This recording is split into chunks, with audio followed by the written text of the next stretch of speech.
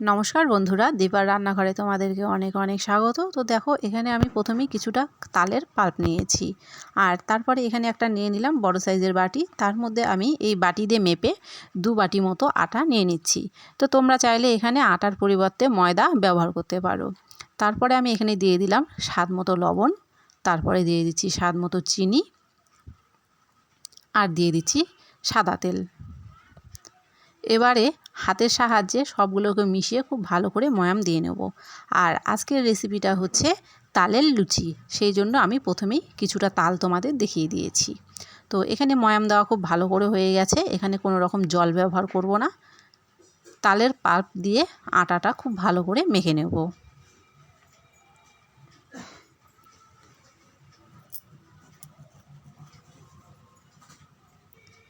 তো আমি জল ছাড়া শুধু তালের পাল্প দিয়ে আটাটা খুব ভালো করে মেখে নিয়েছি। এবারে এর থেকে লেচি কেটে নেব।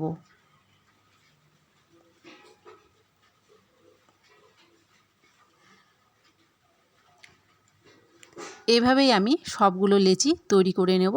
তারপরে এখানে আমি কয়েকটি লুচি তোমাদেরকে বেলে দেখিয়ে দিলাম। এখন চলে যাচ্ছি সোজা কড়াইয়ে তেল দিয়ে দিয়েছি, তেল গরম হয়ে গেছে। এখন এক এক করে লুচিগুলো ভেজে নেব।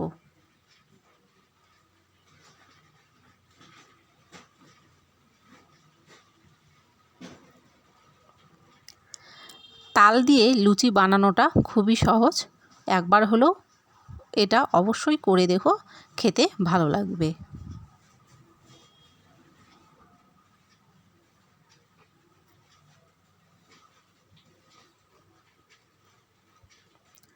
প্রথমে দেওয়া লুচিটাই খুব সুন্দরভাবে ফুলে উঠেছে।